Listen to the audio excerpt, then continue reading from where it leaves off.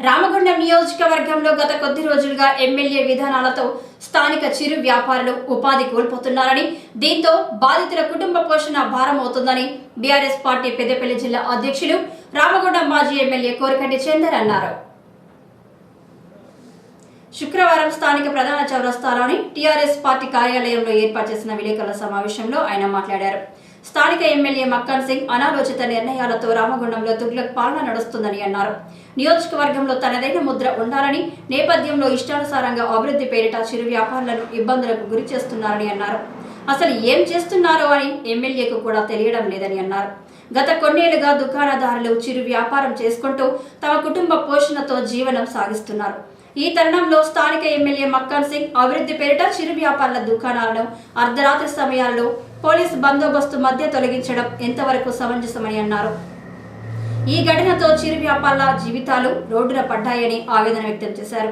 రామగుండంలో జరగబోయే అభివృద్ధిపై ప్రణాళిక రూపకల్పన వివరించాలని డిమాండ్ చేశారు. అదేవిధంగా 500 రూపాయల బోనస్ ను రైతులకు అందేలా చేయాలని డిమాండ్ చేశారు. కాంగ్రెస్ ప్రభుత్వం రైతు వ్యతిరేక విధానాలకు నిరసనగా పెద్దపల్లి జిల్లా బీఆర్ఎస్ భవన్లో శనివారం ఉదయం 9 గంటల నుంచి ఆదివారం సాయంత్రం 7 గంటల వరకు సుమారుగా 36 గంటల రైతు నిరసన దీక్షను ఏర్పాటు చేయనున్నట్లు, ఈ దీక్షకు జిల్లా కేంద్రంలోని సకల జనులందరూ హాజరై విజయవంతం చేయాలని ఆయన కోరారు. ప్రజలకు ఎటువంటి కష్టం వచ్చినా టీఆర్ఎస్ పార్టీ అండగా ఉంటుందని, ప్రజాపక్షాన ఎల్లప్పుడూ పోరాటం చేస్తుందని ఆయన అన్నారు. కావాలని మా హయాంలో మెడికల్ కళాశాల తెచ్చినాం, ఓ నలుగురికి జీవనోపాధిని కల్పించినాము, ఓ నలుగురు ఆరోగ్యంగా ఉచిత వైద్యాన్ని అందించేటువంటి విధంగా చేసినాం. మరి కాంగ్రెస్ పాలనలో అసలు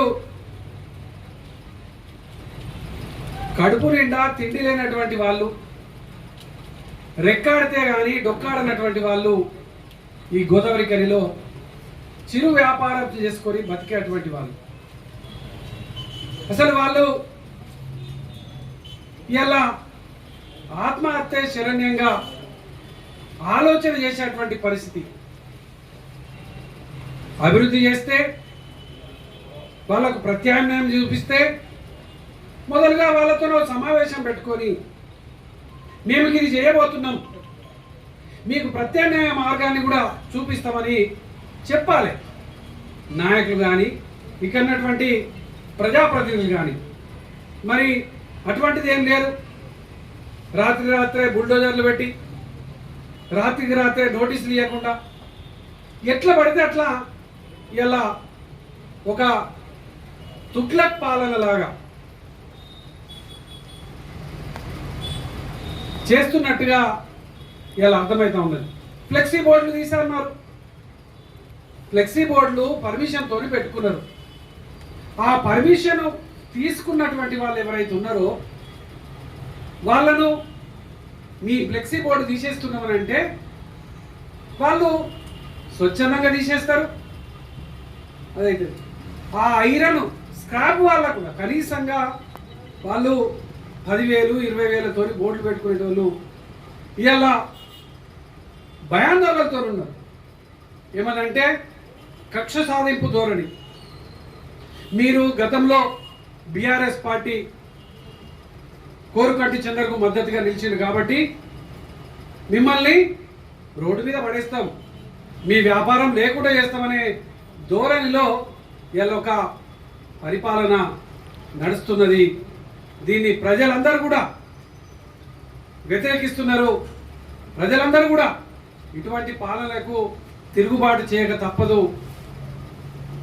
ప్రజల ఆమోదంతో గెలిచినటువంటి నాయకులు ప్రజలకు తెలియజెప్పి ఏదైనా కార్యక్రమాలు చేస్తారు.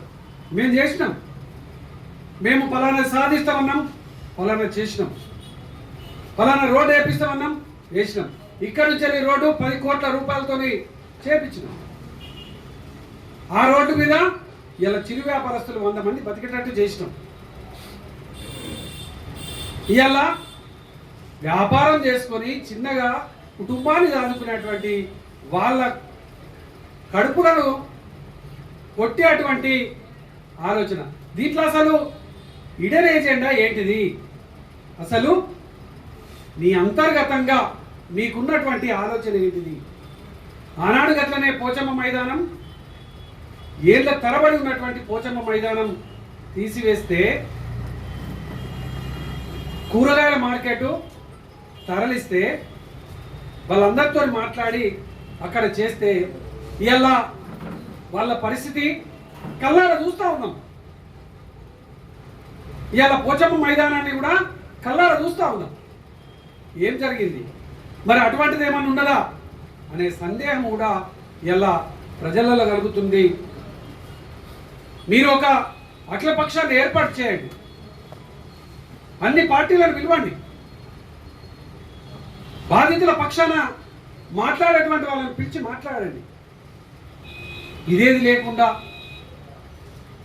ఇష్టం ఉన్నటువంటి రీతిలో ఈ యొక్క రామగుండం నియోజకవర్గంలో రంగురంగుల ప్రచారాలను చేస్తూ ఏదో మార్క్ అని రకరకాలైనటువంటి ప్రజలను ఎన్నికల సమయంలో ఏ విధంగా అయితే చేసిండ్రో మళ్ళీ ఈ సమయంలో కూడా ప్రజలు ఎక్కడ వీళ్ళను నిలదీస్తారో, ప్రజలు ఎక్కడ ఇచ్చినటువంటి మాట మా 400 రూపాయల పెన్షన్ ఏదని ముసలోళ్ళు అడుగుతారనో, 4000 రూపాయల పెన్షన్ ఏదని వృద్ధులు అడుగుతారని, కళ్యాణ లక్ష్మి మరి. ఈ సమావేశంలో బీఆర్ఎస్ నాయకులు పేటి స్వామి, మాదాసు రామ్మూర్తి, పర్లపల్లి రవి, నడిపెల్లి మురళీధరరావు, గోపు ఐలయ్య యాదవ్, చల్ల గురుగుల మొగిలి, బొడ్డు రవీందర్, మెతుకు దేవరాజు, జేవి రాజు, నూతి తిరుపతి, ఈదునూరి శ్రీకాంత్, జిట్టవేణి ప్రశాంత్, సమ్మెట స్వప్న, కృష్ణవేణి, సంధ్యారెడ్డి, టీఆర్ఎస్ నాయకులు తదితరులు పాల్గొన్నారు.